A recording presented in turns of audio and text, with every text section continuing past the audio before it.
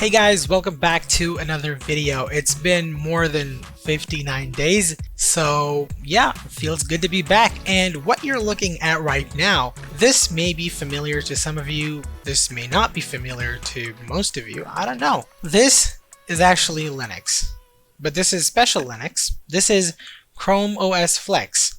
Now, if you live under a rock, you may not know what Chrome OS is, but let me give you a brief introduction nonetheless. Chrome OS is Google's operating system based on Linux that is taking over the market as we speak, or rather, it has taken over the market. Used by countless students in America, this operating system is the operating system for students, like it or not. So what Google did is introduced Chrome OS Flex. Now this Chrome OS Flex is, or rather can be installed on any laptop, on any desktop, on any device you want to, especially older devices. That is one of their talking points.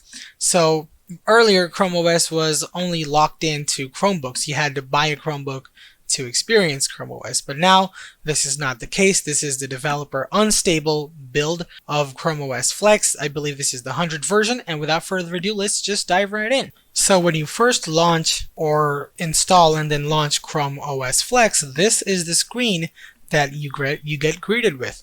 It says, welcome to your Chrome device. Unlock all the amazing capabilities of your Chrome device. Yeah, I'm sure about that. Get started. Set up your Chrome device with these tips and tricks. Prepare to switch, manage your files, find and organize apps, lock or unlock your screen. You have plenty more of these how-to guides on the first boot, so that is very good. Now, what happens if you accidentally close this? There should be a way to get it right back. So you go to Launcher, type Explore, and you should get it back up.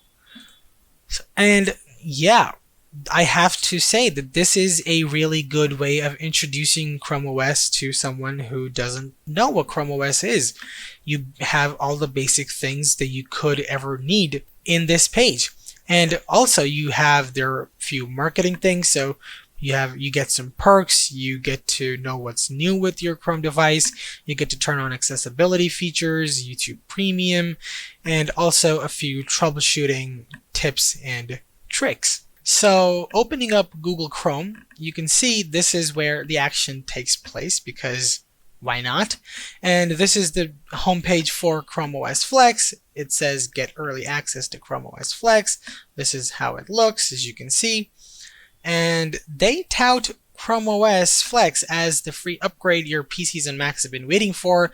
So basically they say that this should work on older devices, being based on Linux and being very light. This should be very fast and easy to deploy, which is, yeah, it's not a lie. Proactive security, Google's sandboxing technology will take care of that. And as I mentioned, refresh your older devices to reduce e-waste, which, yeah, it's a good thing, but I don't know how Linux people feel about putting all of their data into Google's hands, but that is not the topic for today. Today we're talking about Chrome OS. So this is how to install Chrome OS. I currently have it running in a live session and logged in through my Google account. So we're closing this, and this is the home page that you get greeted with when you open Chrome OS Flex. This is the bottom panel, or the taskbar if you speak Windows. On the left is your button which says Launcher, so we're going to launch, and this by default, if you start typing, you can have results. You can see this is the web store, and you also have other files that are on your Google Drive.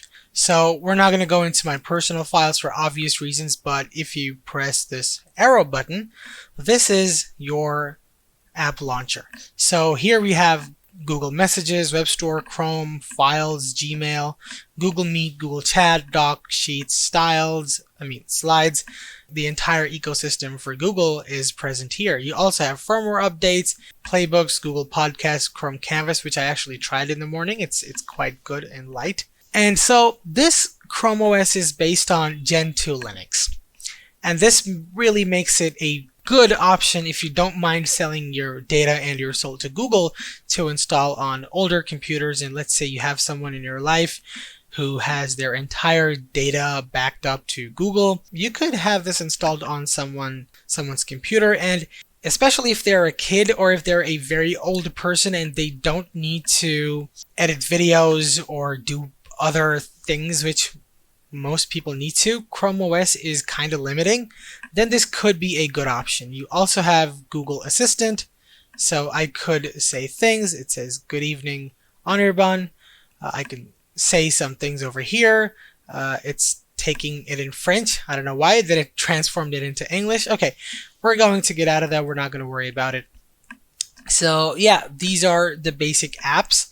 And if we get out of this, here is where this is your button for recording. I can stop the screen recording. This is connected to my Galaxy A50s, so I can control, and it also shows me my recent Chrome tabs. You can locate your phone, and this tab is where some of the magic happens. So this is kind of like the control center or the action center in Windows. This is similar in Chrome OS. So you have your Wi-Fi, your Bluetooth, your notifications. It's right now set to do not disturb for obvious reasons. Screen capture, near visibility, night light. This is your audio, and this is your brightness. It shows the date over here. You can collapse this. You can expand it. You can go to your Google account. You can sign out. You can turn off, lock, and you can go to your settings. And so we're going to go to settings right now and check what is in Chrome OS Flex. So right off the bat, you have a search bar to search for your settings, which is pretty standard these days. On the left, you have a couple of categories, and then you have your advanced. So beginning with network, you have your Ethernet, Wi-Fi, Bluetooth, connected devices, your Google accounts. Under devices, you have your mouse touchpad, so you can change your mouse speed, your touchpad speed. You can configure some of these options from here. You have your keyboard layout, so you can change some of these. Now, one thing, guys, I am new to Chrome OS, like it or not, so you are experiencing this with me for the first time. We're doing this together, okay? Let's just keep that in mind. You have a lot of things to change in here. Keyboard, you have displays, you can connect multiple displays, you have your storage management. So this is basically the USB drive that I have Chrome OS on, so it shows that 784 MB in use, and then this is the rest of the place that is unused. You can also change your device account image. That is my image. I'm not going to change it. You can also change your wallpapers. You can have a screensaver. And over here, this is getting into sketchy territory. I guess most people would like to have all of these off. Help improve Chrome OS, cloud-ready hardware support and stability. Suggest new content to explore. You can turn all of these off, and you also can use your own DNS provider. So that is cool.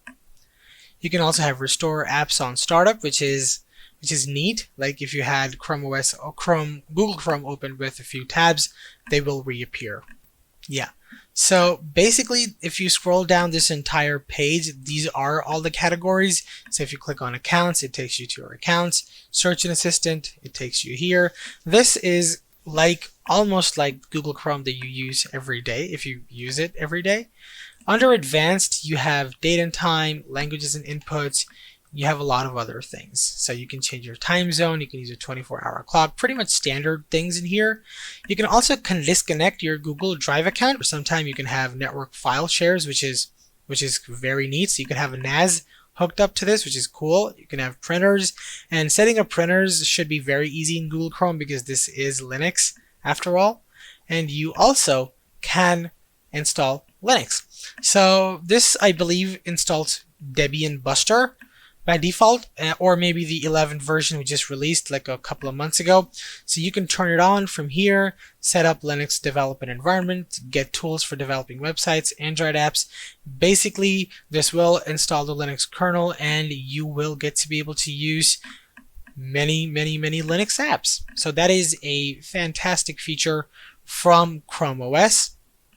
If you click next, you can choose your username, and well, unfortunately I don't have enough space for it. It needs at least 10 GBs of space. If you have this installed instead of a live version like me, you could easily do it. Alright, so getting out of that, you can also reset all of your settings and remove all user accounts and reset your Google Chrome device to be just like new. So that's all for settings really. And if you click About Chrome OS, you can see this is the development build. This is the 100 version for Google Chrome. You can see that this is the development build. This is the 100th version. And if you click on what's new, you will get that Chrome OS Chromebooks automatically update to provide you with the latest features. You can scan documents using your camera. You can have natural voices for select to speak.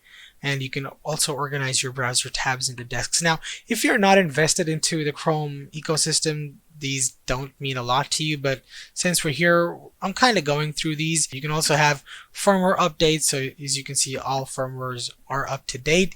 You can report an issue. You also have additional details. So as you can see, we are currently on the development channel. You can change your channel to stable, beta, or developer unstable. Unstable has Chrome OS Flex. I'm not sure what happens if I click on stable, but we're not going to do it right now. You also have your build details if you're interested. So this opens in Chrome. This has everything. Let's try in checking the wallpapers. So once you click on wallpapers, you have a ton of options to choose from. So you can have cityscapes, you have beautiful city pictures over here. You have your landscapes, you have heritage, you have togetherness. Togetherness is actually pretty cool. Let's go ahead and change this wallpaper that I have right now into this.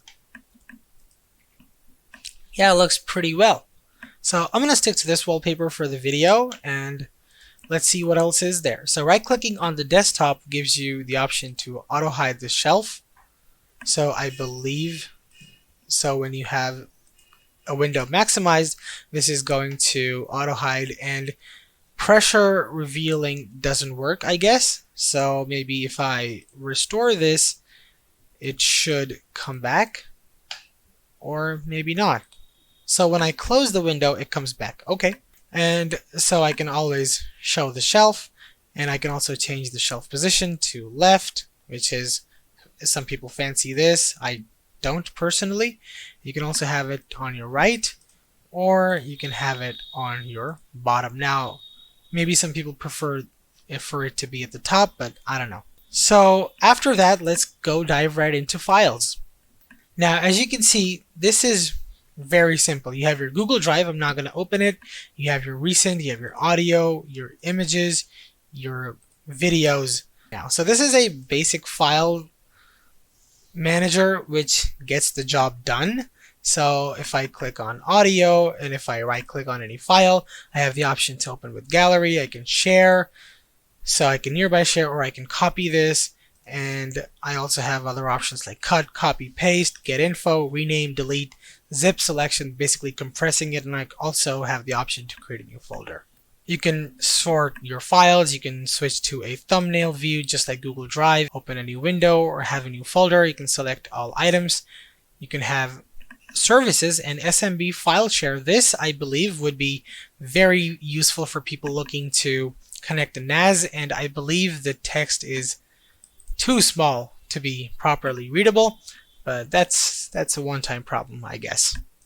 So let's not dwell on anything, and let's come to the conclusion of this video. So as I have talked about earlier, this is Chrome OS in your old laptop or your old desktop or wherever you see fit. And if you are comfortable with selling Google your data, this could be the operating system that you use. Maybe you don't edit videos. Maybe you just watch YouTube or Netflix. And with that being said, guys, thank you for watching this video. I'll meet you next time. Till then, stay peachy, stay happy. Peace.